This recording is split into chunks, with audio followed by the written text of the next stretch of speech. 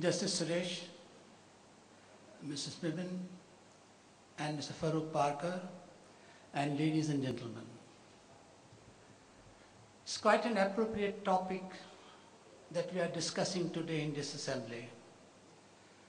The speeches which are delivered in the previous session, as well as what is spoken by my colleague on the dais, Mr. Farooq Parker, have vividly described the things that have happened in Mumbai and is generally happening throughout India.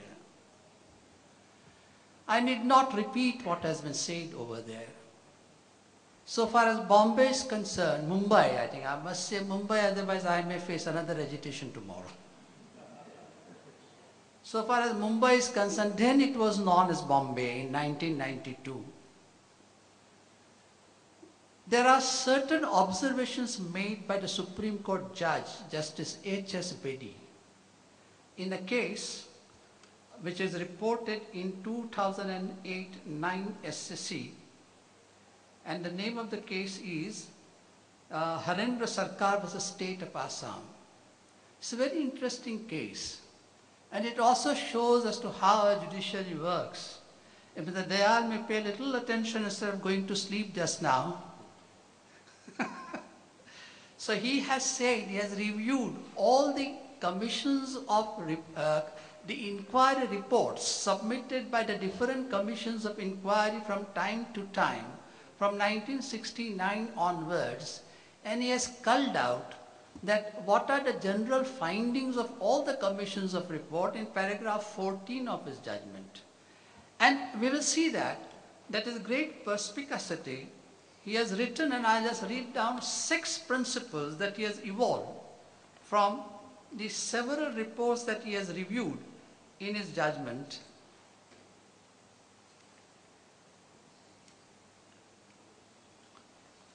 He has said that it would be seen that the arguments raised by the learned counsels for the appellants are on the premise that the incident had happened in a normal civil society, where the access to the police is presumed to be easy and where the investigation suffers from no bias. These arguments from very nature cannot be applied to a case where there is a complete breakdown of the civil administration. In Mumbai, there was a complete breakdown of the civil administration. And that is what is now reported by Justice Sri Krishna Commission report.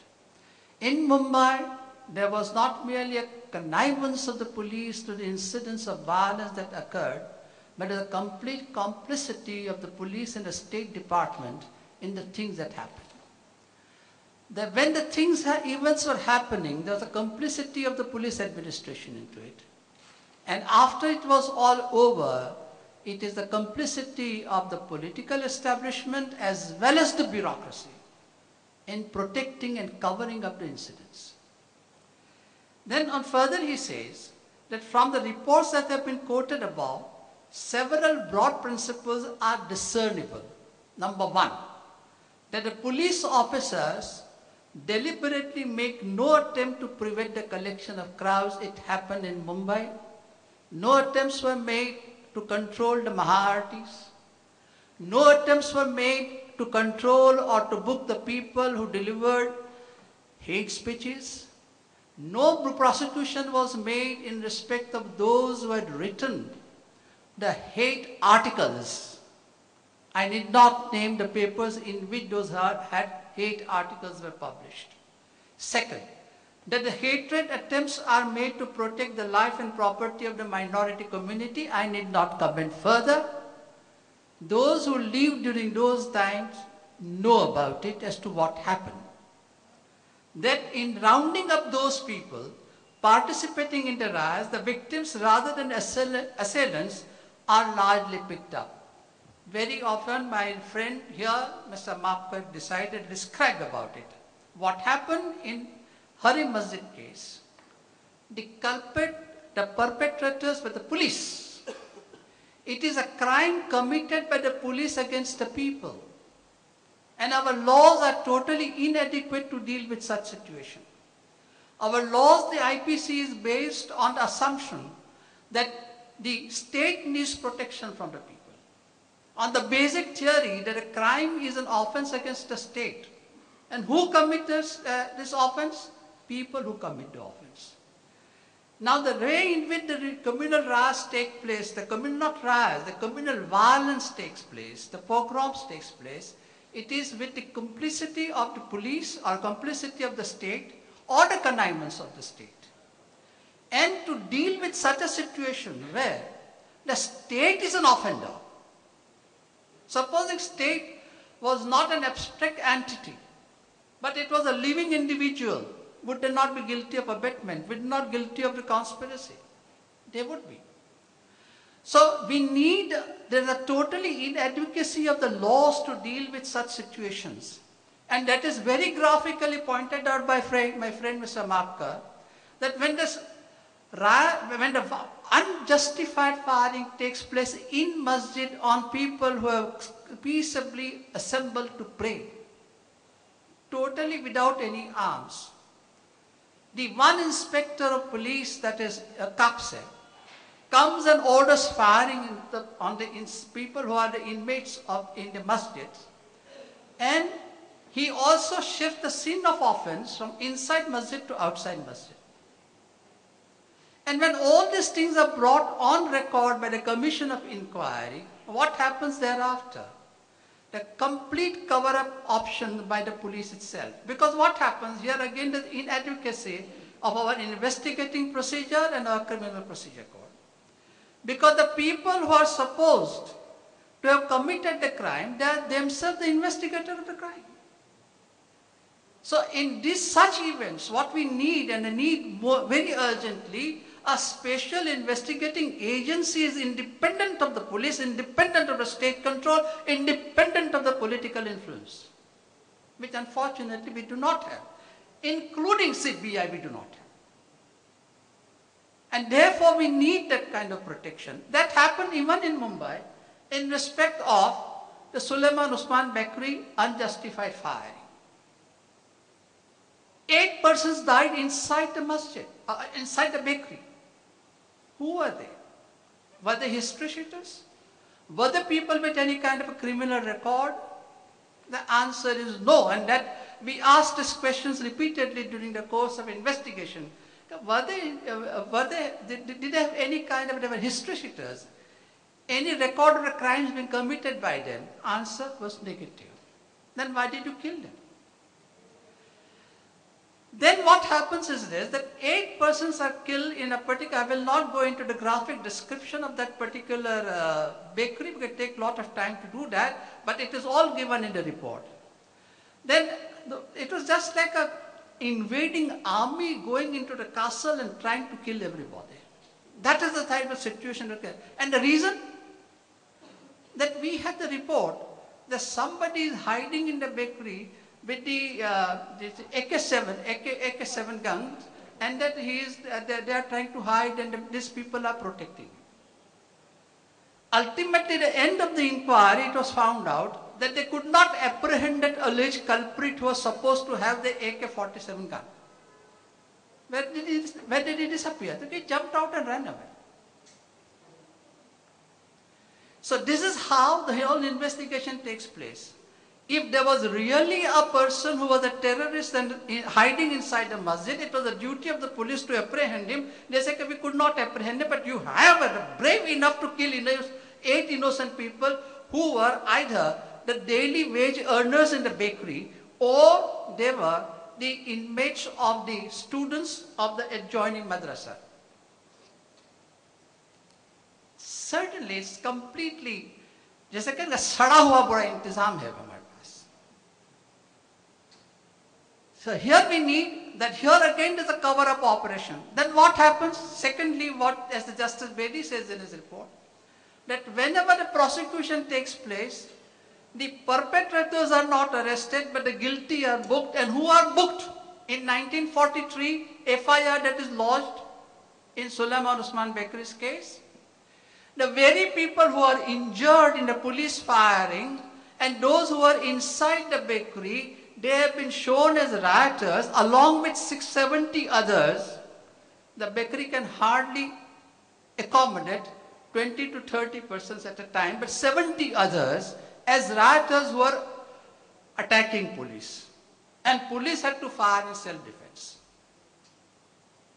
So all the innocent inmates of the bakery have been shown as rioter, and that's what Justice Bedi says in his judgment, that generally in such situation, when the police investigates, the perpetrators are not brought to the books, but innocent are brought to the books. That is exactly what happened in Suleiman Usman Bakery. Now what happens there further? Who led the police team for the raiding purpose? Mr. Tyagi. He was at that time additional commissioner of police. He was the joint commissioner of police. He was the joint commissioner of police, and we did our best to book him.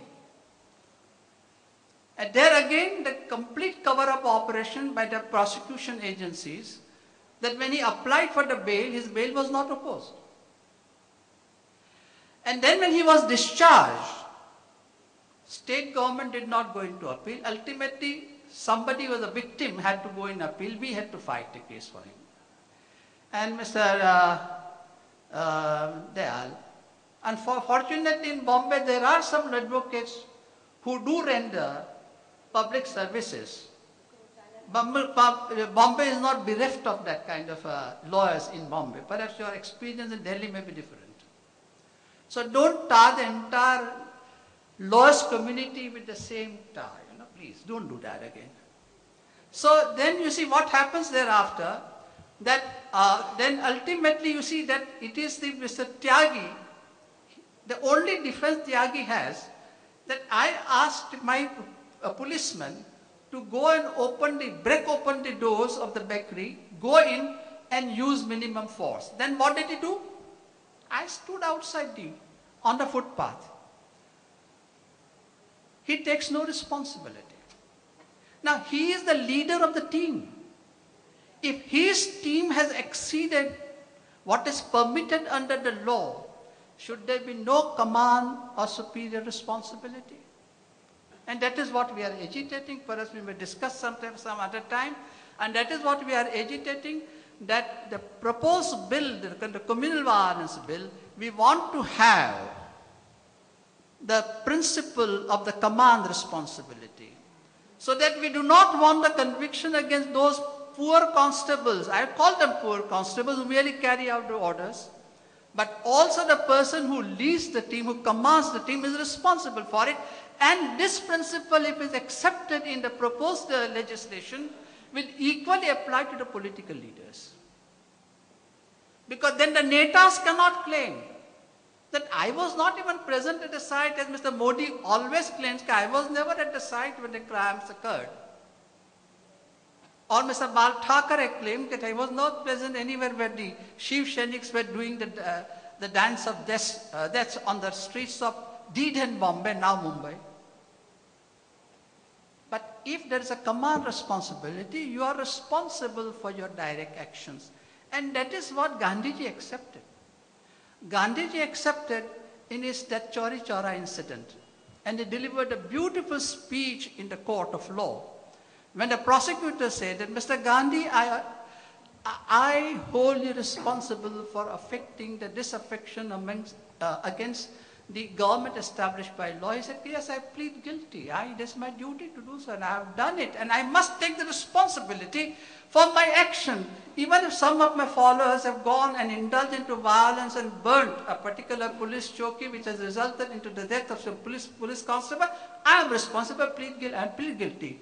And he addresses the judge and says that now it is your duty as a judge to give me the punishment, maximum punishment that is permissible under the law. And if you cannot, please resign. This is the values on which our freedom movement was based. And we are giving it up. Today our governments, whether NDA, UPA, whatever may be the government, is not willing to accept the principle of the command responsibility. Please read to them Gandhiji's speech in the court of law that he has delivered, where he accepts the responsibility. Yes, it was under my leadership it was done, and I accept the full responsibility. Unfortunately, that is not happening. Thirdly, that there is an attempt not to register cases against the assailants, and in some cases, when cases are registered, loopholes are provided with the intention of providing a means of acquittal to the accused. Absolutely true. In Mumbai, more than 2,000 cases were registered. CRs were registered, out of which 60% of the cases were declared a summary, means true but not detected. Why not detected? Even the people who are named in the FIR, they are not arrested. Out of the 40% of the cases which are sent up for trial, there has been convictions only in the 3 Tada cases, even out of which 2 are acquitted in appeal. And in some matters which are referred to the fast track court, and the fast track courts were set up when? Please understand one thing. 1992, rats, fast track courts are set up in 2007. What else do you expect in a prosecution and in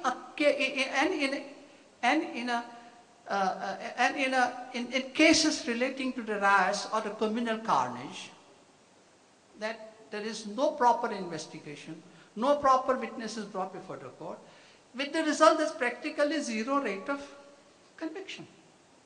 Now with this 0 rate of conviction, how do you impress upon the people, and how do you say that it does not pay to commit crime? It pays. And it pays how?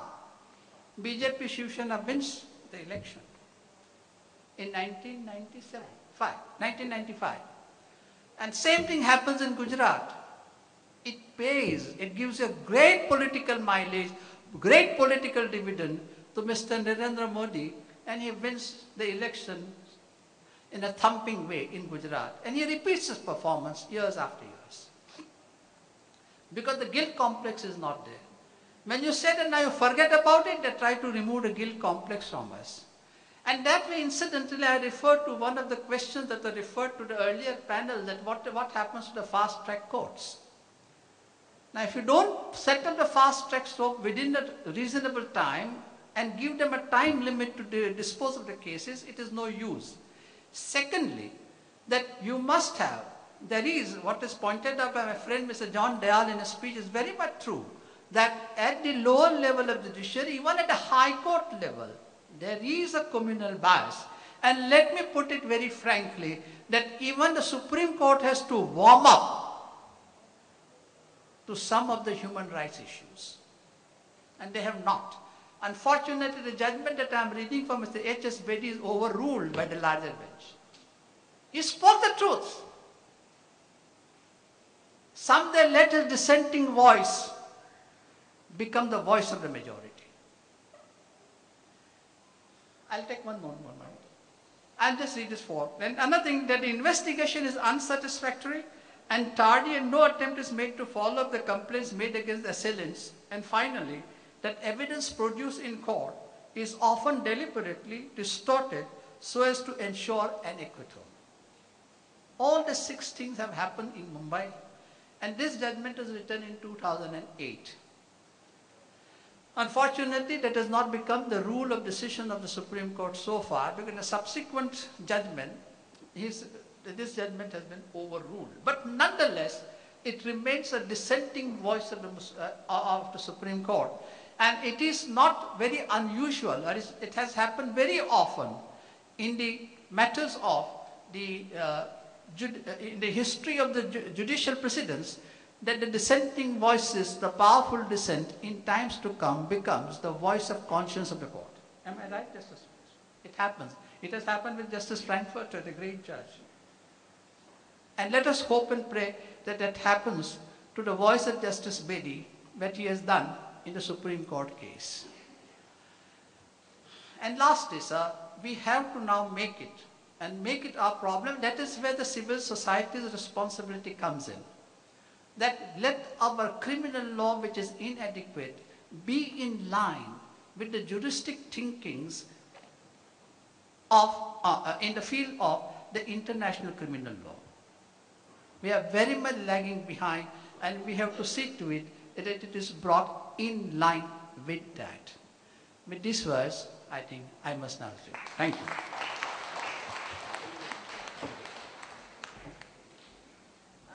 We have Meena's presentation, which is a PowerPoint before you speak, right? Or speak along with it. So I'd request the speakers to just come down for the PowerPoint. Yeah. And then we come back up because there'll be a small other session and then questions. And senior journalist and also author of the book which was brought out this year, no? And last year, May 2000, no, it's now 2013. Last year. And she'll speak about the narratives of the survivors and the response of the state. Thanks. Thank you, Teesta.